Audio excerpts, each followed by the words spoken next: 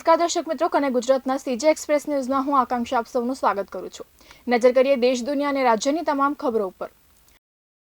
Railway મંત્રાલયે મહાકુંભ ભીડને નિયંત્રિત કરવા માટે મહત્વનો નિર્ણય લીધો છે, જેમાં અમદાવાદથી પ્રયાગરાજ જતી 10 ટ્રેન રદ કરી દેવામાં આવી છે। નોંધનીય છે કે મહાકુંભમાંથી પરત ફરી રહેલા શ્રદ્ધાળુઓ માટે ખાસ ટ્રેનની વ્યવસ્થા કરવામાં આવી રહી છે।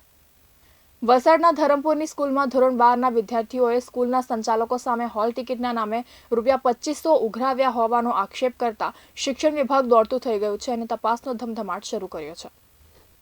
ઇન્સ્ટાગ્રામ ઇન્ફ્લુએન્સર રાધિકા ધામેચાએ આપઘાત કરી પોતાનું જીવન ટૂંકાવી દીધું છે। રાજકોટની રહેવાસી આ યુવતી થોડા સમય પહેલા ગોવાથી પરત ફરી રાજકોટમાં તેણે આપઘાત કરી લીધો છે। સમગ્ર મુદ્દે હાલ પોલીસે આપઘાતનો ગુનો નોંધી તપાસ હાથ ધરી છે। રાજસ્થાન વિધાનસભામાં અવિનાશ ગેહલોત દ્વારા પૂર્વ વડાપ્રધાન ઇન્દિરા ગાંધી પર કરવામાં આવેલી ટિપ્પણીને લઈને ભારે હોબાળો થયો હતો। હંગામાને કારણે કોંગ્રેસના 6 ધારાસભ્યોને બજેટ સત્રના બાકીના સમયગાળા માટે સસ્પેન્ડ કરવામાં આવ્યા હતા। સોશિયલ મીડિયા સાઇટ્સ પર ઓયોની જાહેરાત વિવાદમાં આવી છે। ઘણા યુઝર્સે રીતેશ અગ્રવાલની કંપની ઓયો પર લોકોની ધાર્મિક ભાવનાઓને ઠેસ પહોંચાડી હોવાના આક્ષેપ લગાવ્યા છે।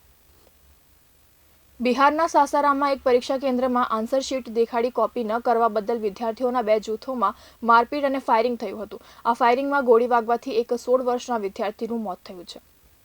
ટ્રમ્પના ચૂંટણી વચન મુજબ મેક્સિકો, કેનેડા અને ચીન પર વધારાના ટેરિફ લાદવાનો નિર્ણય લીધો હતો। હવે તેમણે ભારત પર ટેરિફ લાદવાની વાત કરી છે। તેમણે કહ્યું છે કે ભારત અમારા પર ટેરિફ લાદે છે અને અમે તેમના પર ટેરિફ હવે લાદીશું। ભારતીય મૂળના કાશ પટેલે અમેરિકાની એફબીઆઈના ડિરેક્ટર તરીકે કાર્યભાર સંભાળ્યો છે। 22મી ફેબ્રુઆરી આયોજિત શપથ ગ્રહણ સમારોહમાં તેમણે ભગવદ્ ગીતા પર હાથ રાખીને શપથ લીધા હતા।